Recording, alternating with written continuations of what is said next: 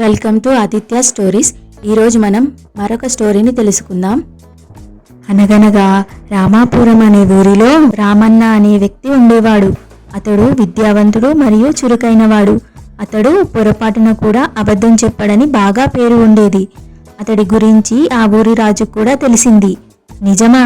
ఎప్పుడూ అబద్ధం చెప్పలేదా అని మంత్రిని అడిగితే, అవును మహారాజా, నేను కూడా విన్నాను.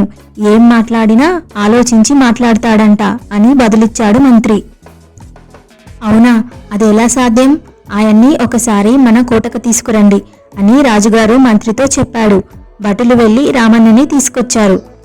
మీరు అసలు అబద్ధాలే చెప్పరంట అని అడిగాడు రాజు.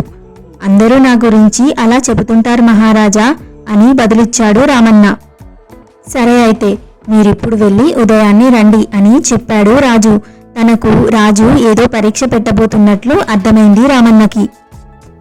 ఉదయాన్నే కోటకు వచ్చాడు రామన్న. అప్పటికి రాజుగారు తన గుర్రంతో సిద్ధంగా ఉన్నాడు.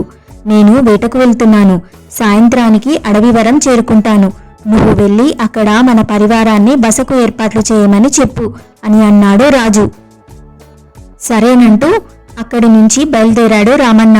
అతడు అలా వెళ్ళగానే గుర్రాన్ని లోపల కట్టేయండి. నేను ఈరోజు వెళ్ళను, రేపు వెళ్తాను. నేను వస్తానని వాళ్లకు చెప్పే మాట అబద్ధమవుతుంది. అలా అని కోటలోనే ఉండిపోయాడు.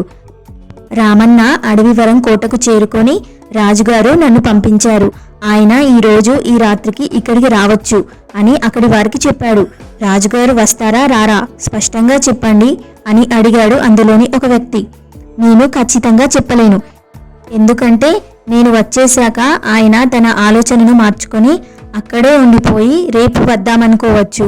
బయలుదేరిన మధ్యలో ఏదైనా ఆటంకం ఎదురై ప్రయాణం ఆగిపోవచ్చు. ఏం చెప్పగలం అని బదులిచ్చాడు రామన్న. రాజుగారు మర్నాడు అడవివరం వచ్చి, నిన్న నేను వస్తానని చెప్పాడు కదా రామన్న అని అక్కడి వారిని అడిగాడు. లేదు మహారాజా, మీరు వస్తే రావచ్చు, లేకపోతే లేదు అని మాత్రమే చెప్పాడు అని చెప్పాడా వ్యక్తి. దాంతో రామన్న తెలివిని మెచ్చుకొని అతడికి మంచి విందుతో పాటు బోలెడని కానుకలు ఇచ్చాడు రాజు. ఈ వీడియో మీకు నచ్చినట్లయితే లైక్ చేయండి, షేర్ చేయండి. మరిన్ని మంచి మంచి కథల కోసం మన ఛానల్ ఆదిత్య స్టోరీస్ని సబ్స్క్రైబ్ చేసుకోండి. Thanks for watching.